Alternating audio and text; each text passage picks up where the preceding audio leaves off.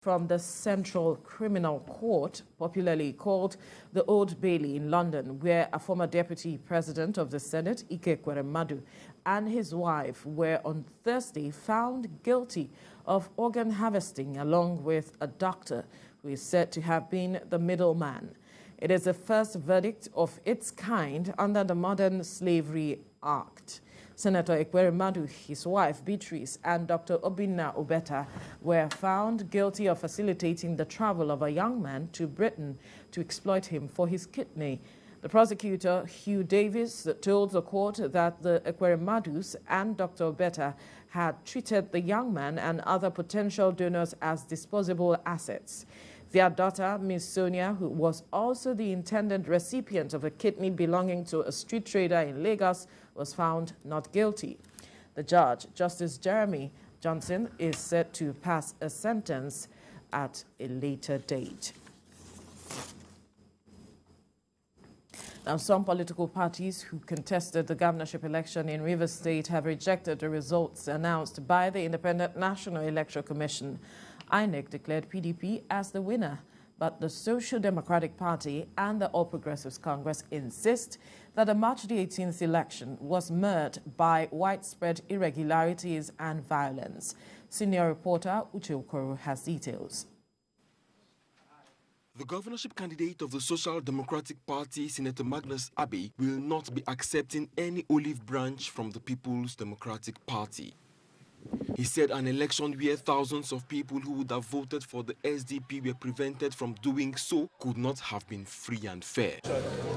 Senator Abbey cites an example of politically motivated arrests of his supporters before and during the election, many of whom are still in detention. Genocidal violence that was meted out to groups suspected of having sympathy for the SDP or trying to vote for the SDP is unprecedented even in the history of Rivers politics. The SDP candidate lost in all 4 local government areas that make up his native Ogoni land. He said this could only have been possible because majority of the registered voters in his supposed stronghold were disenfranchised. If you see in Kana, all the ballot papers were mixed up, everything was done. At the end of the day, the total votes in Kana was less than 6,000. And I'm not ready for election.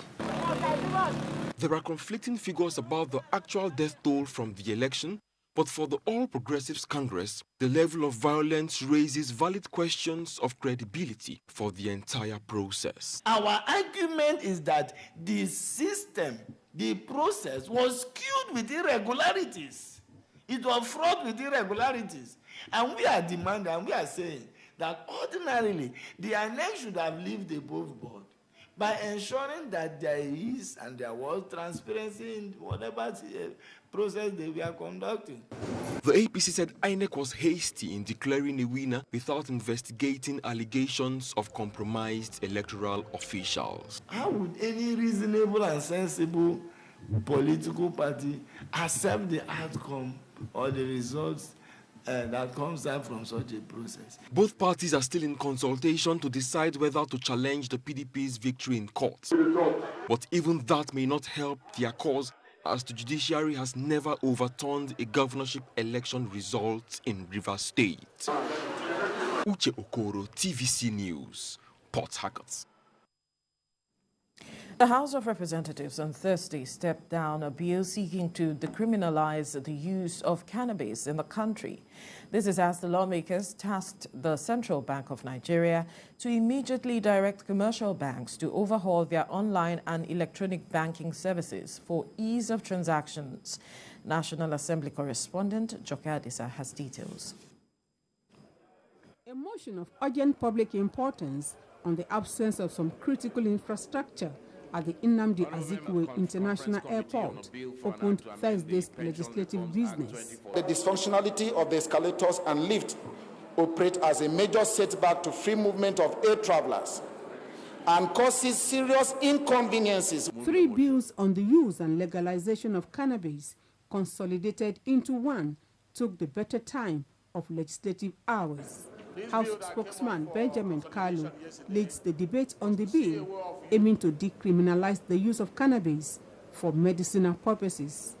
It also seeks to empower the NDLEA to issue licenses and regulate the use of the banned substance. This is the summary of this bill to amend the existing act to enable NDLEA have the sole power of approving or withdrawing licenses for cannabis meant for medicinal purposes. But the opposition that grates the bill stifles it.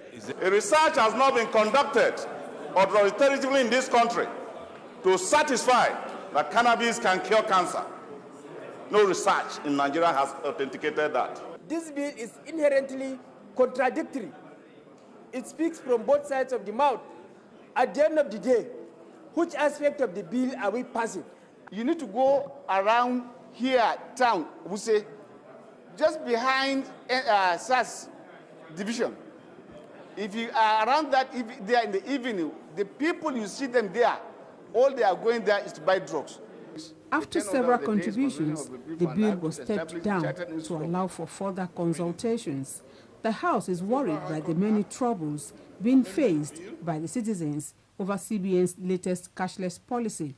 It calls on the Apex Bank to prevail on money deposit banks to overhaul their online banking services for efficiency. Use of online or internet banking services by Nigerians in the past 3 months or thereabout has been characterized by varying degrees of hitches ranging from unsuccessful electronic bank transfers, point of sale, POS, service failure, and a host of others. Also on Thursday, a bill seeking to repeal and enact a new law for the operations of the Nigeria Customs Service passed third reading. TVC News, Abuja.